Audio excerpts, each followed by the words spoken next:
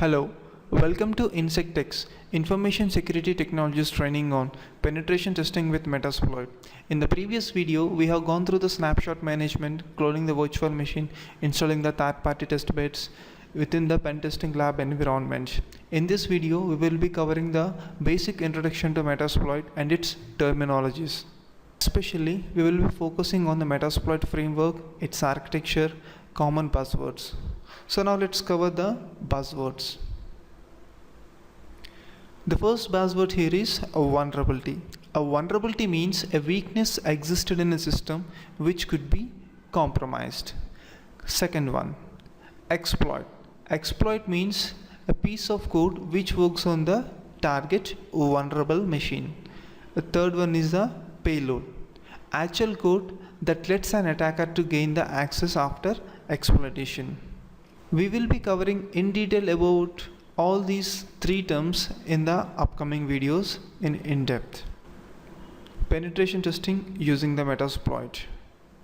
Metasploit was created by H.T. Moore back in 2003 and now it's been acquired by Rapid7.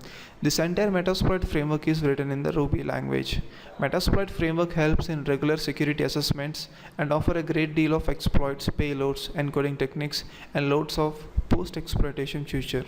The reason why we need to choose the metasploit is only because of its future, even though it's available in both in commercial and community editions for regular security assessment. For exploiting the vulnerability, instead of writing the exploit, Metasploit framework ships with publicly available exploit, and this framework is organized in a systematic modular format. Besides, it's also having a regular updates.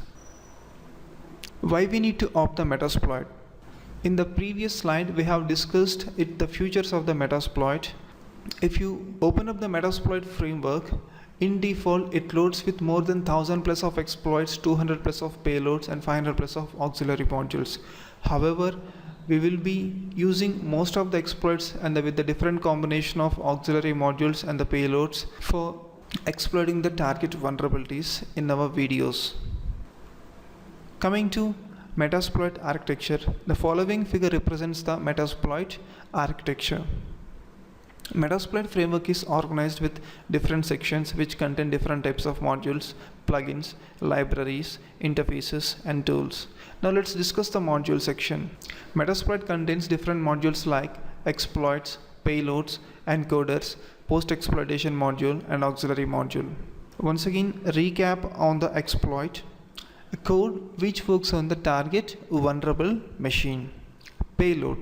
Actual code that lets an attacker to gain access after successful exploitation. Knobs. Knobs are used for making the payloads more stable. Encoders. Encrypts the payload and the attack vectors to evade from the antiviruses. Auxiliary.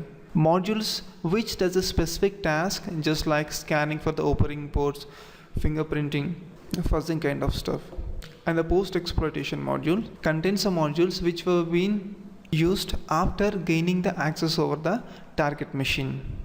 So coming to libraries, Metasploit contains following libraries: Rex, MSF Core, MSF Base. Coming to Rex, Rex basically handles a core function such as setting up the sockets, connections, formatting, and all other raw functions. Coming to MSF Core, it basically provides the API and the actual core that describes the framework. Coming to MSF Base, it provides a friendly API support to the modules. And here comes the interfaces.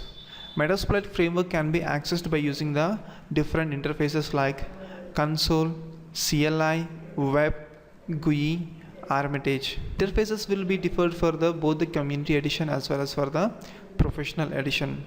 However, we will be using each and every interface in different scenarios in our upcoming videos. That's all for this video, guys. Thanks for watching.